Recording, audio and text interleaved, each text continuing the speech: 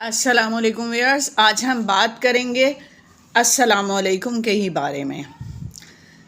آپ کو بتاتے ہیں کہ مسلمان جب آپس میں ملتے ہیں تو سب سے پہلے السلام علیکم کیوں کہتے ہیں۔ حضرت آدم علیہ السلام کو اللہ تعالیٰ نے جب فرشتوں سے بات کرنے کی ہدایت کی تو حضرت آدم علیہ السلام نے اللہ تعالیٰ کی حمد و ثنا اور شکر کے بعد السلام علیکم کہا، جس کا مطلب ہے کہ آپ پر سلامتی ہو۔ یعنی یہ سب سے پہلے حضرت آدم علیہ السلام جو ہیں انہوں نے اللہ کی حمد و ثنا کے بعد فرشتوں کو سلام بھیجا تھا۔ اللہ تعالیٰ ہی کے حکم سے فرشتوں نے جواب میں وعلیکم السلام کہا، جس کا مطلب ہے کہ آپ پر بھی اللہ کی سلامتی ہو۔ بس اس دن کے بعد سے مسلمان ایک دوسرے سے ملتے وقت السلام علیکم کہتے ہیں اور یہ سلسلہ قیامت تک جاری رہے گا۔ یہ ایک دعا ہوتی ہے۔ اچھا، اور اس کا حوالہ ہے سورہ سعد میں 71 اور 72 آیت میں، اس کے علاوہ سورہ اعراف کی 11ویں آیت میں، سورہ بقرہ کی 31 اور 32 آیت میں۔ تو یہ ایک بہترین دعا ہے، دستور بھی ہے اور دعا بھی ہے۔ تو ہم نے دعا کی نیت سے اور سنت کی نیت سے اس پہ عمل کرنا ہے، نبی کی سنت سمجھتے ہوئے۔ حضرت آدم علیہ السلام اور حضرت حوا علیہ السلام۔ اللہ تعالیٰ نے حضرت آدم علیہ السلام کو پیدا کرنے کے بعد جلد ہی ان کو ایک ساتھی حضرت حوا علیہ السلام کی شکل میں عطا فرمایا۔ اس سے ہمیں یہ بھی پتہ چل جاتا ہے کہ انسان جو ہے وہ انس لفظ سے نکلا ہے، انس اور انسیت۔ تو انسان کے بغیر گزارا نہیں ہوتا۔ اس لیے جب حضرت آدم علیہ السلام جنت میں اکیلے تھے تو وہ تنہائی محسوس کرتے تھے، فرشتوں کے درمیان خود کو تنہا محسوس کرتے تھے، اس لیے ان کو جلد ہی ساتھی عطا کر دیا تھا حضرت حوا علیہ السلام کی شکل میں۔ ایک صبح جب حضرت آدم علیہ السلام اٹھے تو کیا دیکھتے ہیں کہ ان کے قریب حضرت حوا علیہ السلام بھی موجود ہیں۔ حضرت آدم علیہ السلام نے حیرت سے پوچھا، آپ کون ہیں؟ تو حضرت حوا علیہ السلام نے جواب دیا کہ اللہ نے مجھے آپ کا ساتھی بنا کر بھیجا ہے۔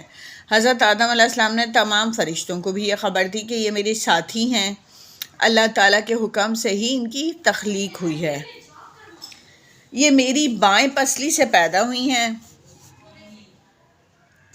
یہ نازک ہیں، ان سے نرمی، محبت اور احترام سے پیش آنا ہم سب پر فرض ہے۔ یوں حضرت آدم علیہ السلام کو اللہ تعالیٰ نے حضرت حوا علیہ السلام کا ساتھ عطا فرمایا، اور اس کے حوالہ جات ہیں سورہ نساء کی 11ویں آیت، سورہ نخل کی 72 آیت اور سورۃ الاعراف کی 189 یعنی 189 آیت۔ شیطان کا قبضہ۔ اللہ تعالیٰ نے فرشتوں کو نور سے پیدا کیا اور جنات کو آگ سے۔ جنات میں اچھے جنات بھی ہوتے ہیں اور برے بھی۔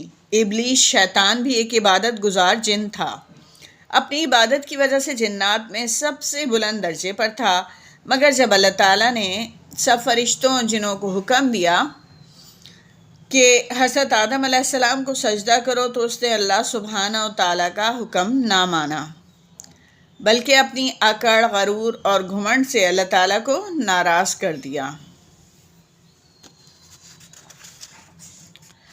بس اس دن سے اللہ تعالیٰ نے اس کو مردود قرار دیا اور قیامت تک کے لیے اس کو ذلیل و خوار قرار دیا۔ اسی لیے ہم کو صبح و شام شیطان مردود سے پناہ کی دعا کرتے رہنا چاہیے، کیونکہ جب اسے جنت سے نکالا گیا وہ انسان کا دشمن بن گیا، کیونکہ اس نے ایک انسان کو خود سے کمتر سمجھا تھا، جبکہ اللہ تعالیٰ نے انسانوں کو تمام جہان پر فضیلت دی ہوئی ہے۔ تو اس ضد کی بنا پر اس نے سجدہ نہیں کیا، اور پھر جب اسے نکال دیا گیا تو اس نے اللہ تعالیٰ سے کہا کہ میں اس مخلوق کو جہنم میں دھکیلوں گا اور ان کو ورغلاؤں گا، بہکاؤں گا۔ تو اس کے لیے ہمیں چاہیے کہ ہم شیطان مردود سے پناہ کی دعا کرتے رہیں، اللہ تعالیٰ کی پناہ میں رہیں ہمیشہ۔ حوالہ جاتے ہیں سورہ حجر 31 سے 40 تک، سورہ سعد 74 سے 83 تک آیتیں، سورۃ البقرہ کی 34 آیت۔